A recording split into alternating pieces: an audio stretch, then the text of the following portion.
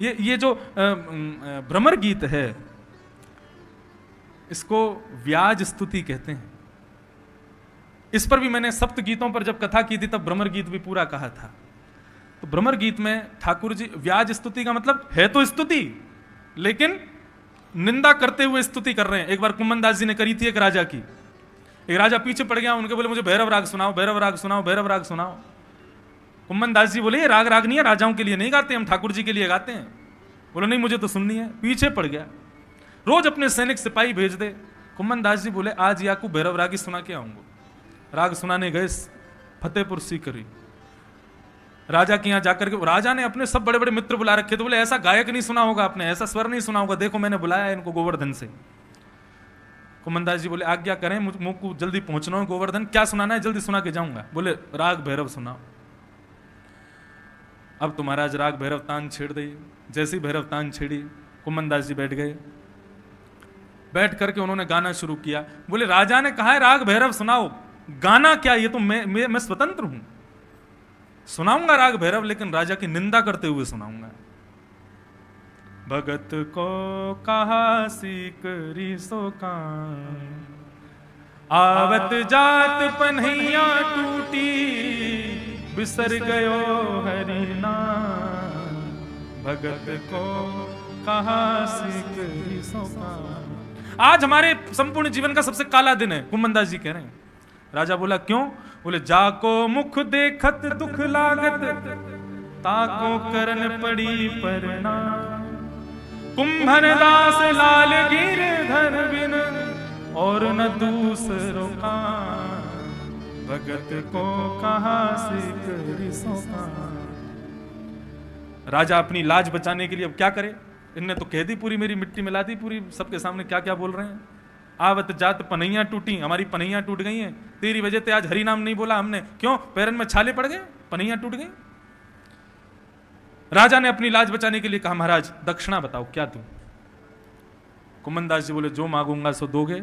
राजा बोला निश्चित दूंगा, आप मांगने में देरी करोगे, देने में देरी नहीं करूंगा। कुम्मन दास जी बोले अचरा पसार के मांग रहा हूं, दोबारा जीवन में कभी अपनो थोथड़ा हमको मत दिखाइयो, अपनो मुखमंडल मत दिखाइयो। हम लाल जी की सेवा के लिए पधारे हैं, तेरो मुख ना देखनो हमको, जीवन में कभी गोवर्धन मत आइयो, और आवे तो मेरे सामने मत आइयो। यही दक्षिणा दे दे राजा। तो इसको कहते हैं व्याज स्तुति।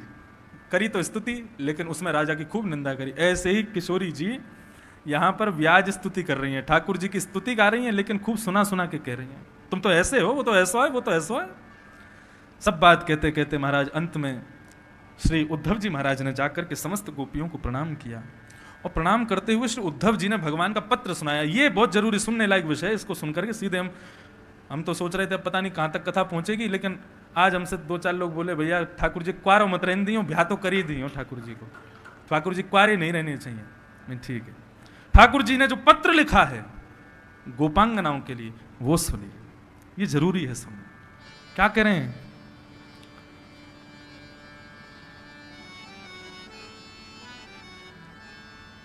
भवती नाम वियोगों में नहीं सर्वात्मना क्वचित, यथा भूतानि भूतेषु खंबायग्नि जलम मही। बहुत ध्यान से सुनिए सुनिए ठाकुर जी क्या कह रहे हैं। मैंने कभी आज तक अपनी कथा में ठाकुर जी का पत्र नहीं कहा, पहली बार कह रहा हूं, इसलिए ध्यान से सुनो। ठाकुर जी क्या कह रहे हैं? समस्त गोपियों को पत्र लिखते हुए ठाकुर जी कह रहे हैं कि मैं आप लोगों से दूर नहीं हूं और ना ही आप लोग मुझसे दूर हो। कैसे? बोले जैसे पृथ्वी जल तेज वायु आकाश, ये पंच तत्व हमारे शरीर में है, लेकिन दिखाई देता है? नहीं दिखाई देता। हमारे भीतर पृथ्वी तत्व भी है, अग्नि जल भी है, वायु तत्व भी है, सारे तत्व भीतर हैं, लेकिन फिर भी दिखाई नहीं देते। और कोई चाहे कि मुझसे पृथ्वी अलग हो जाए, अग्नि अलग हो जाए, जल अलग हो जाए, तो क्या वो हो सकता है? कभी नहीं हो सकता। ठाकुर जी कह रहे हैं ठीक वैसे ही मैं गोपियों तुम्हारे भीतर हूं और तुम सब मेरे भीतर हो। मैं ना तुमसे अलग हूं ना तुम मुझसे अलग हो। तो फिर गोपियों ने पूछा तो फिर आप हमारे सामने क्यों नहीं हो, हमारे पास क्यों नहीं हो? जब हमसे इतना प्रेम करते तो हमसे दूर क्यों चले गए? तब भगवान कह रहे हैं यत्वहम भवतीनां वै दूरे वर्ते प्रियो दृशा मनसः सन्निकर्षार्थम मदनुध्यान काम्यया। बहुत अच्छी बात। ठाकुर जी कह रहे हैं, बोले जिस प्रकार एक प्रियतम के परदेश जाने पर उसकी प्रियसी वो निरंतर उसका स्मरण करती रहती है, शरीर भले ही पास नहीं होता लेकिन प्रियतम कहां रहता है, बोले उसके मन में रहता है।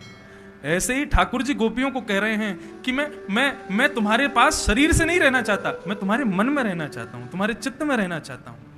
हम सब भक्तों के लिए ठाकुर जी ये कह रहे हैं, जो लोग ऐसा संशय करते हैं ठाकुर जी प्रकट क्यों नहीं होते, उनके लिए ठाकुर जी कह रहे हैं मनसः सन्निकर्षार्थम। बोले प्रेम विशुद्ध कब होता है, जब प्रियतम शरीर से पास ना हो, मन में विराजा हो। समस्त गोपियों को ठाकुर जी कह रहे हैं, मैं भले शारीरिक तुम्हारे साथ में नहीं हूं, लेकिन मैं मन से तुम्हारे पास हूं और तुम सब मेरे पास हो। मुझे मन में रहना प्रिय है, इसलिए मैं तुम लोगों से थोड़ा दूर हूं, लेकिन तुम चिंता मत करो। ममुपैष्यथ मामुपैष्यथ। ठाकुर जी इस प्रकार से संपूर्ण अपना पत्र लिख करके भेजते हैं और जाकर के गोपांगनाओं को उद्धव जी के द्वारा सुनवाते हैं और कहते हैं कि आप सब मेरी अत्यंत प्रियसी हो और मैं आपका प्रियतम हूं, मैं कभी आपसे दूर नहीं हो सकता।